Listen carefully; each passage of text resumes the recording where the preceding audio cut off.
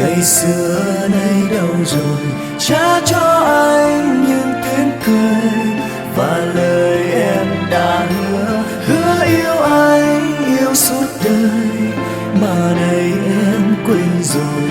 Đến nơi đây anh mãi chờ em trong lẻ loi. Nhớ quá em ơi, làm sao để vơi nỗi sầu. Nhớ quá em ơi, làm sao cho vơi nỗi đau.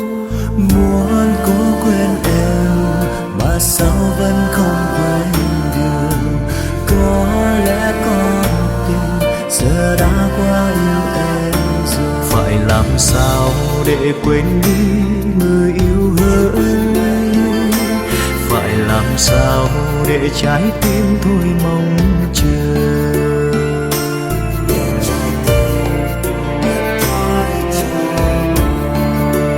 Thôi thì quên nhé em, dẫu biết rằng trái tim yêu người.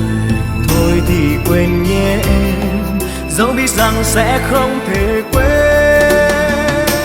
Trả cho anh những ước thề ngày xưa nay đâu rồi. Trả cho anh những tiếng cười và lời em đã hứa yêu anh yêu suốt đời, mà nay em quên rồi. Đến nơi đây anh mãi chờ em trong lẻ loi. Ánh trăng khuya nay đã tàn, mà sao em vẫn chưa về. Đến nơi đây chẳng héo gầy, mình chẳng âm thầm khóc thương cho mỗi duyên đầu.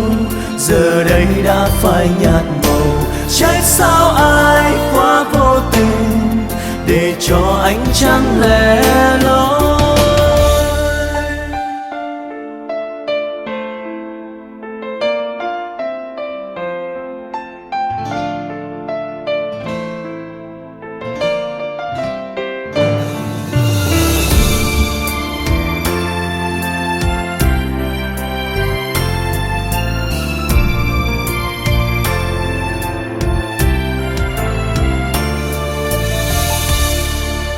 Muốn cố quên em mà sao vẫn không quên được.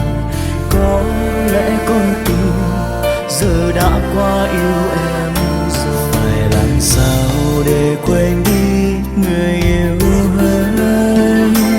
Phải làm sao để trái tim thôi mong chờ.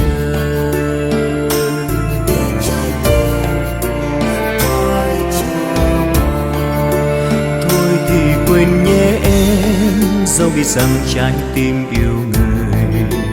Thôi thì quên nhé em, dẫu biết rằng sẽ không thể quên.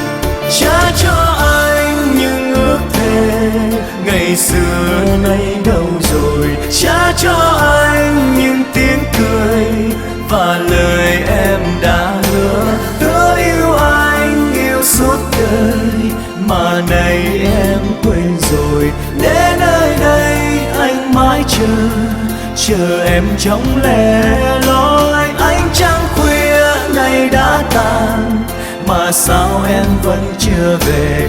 Đến nơi đây chẳng héo gầy, mình chẳng âm thầm khóc thương cho mỗi duyên đầu. Giờ đây đã phai nhạt màu, trách sao ai quá vô tình để cho ánh trăng lẻ loi. Nhớ quá em ơi, làm sao để vơi nỗi sầu. Nhớ quá em ơi, làm sao cho vơi nỗi đau.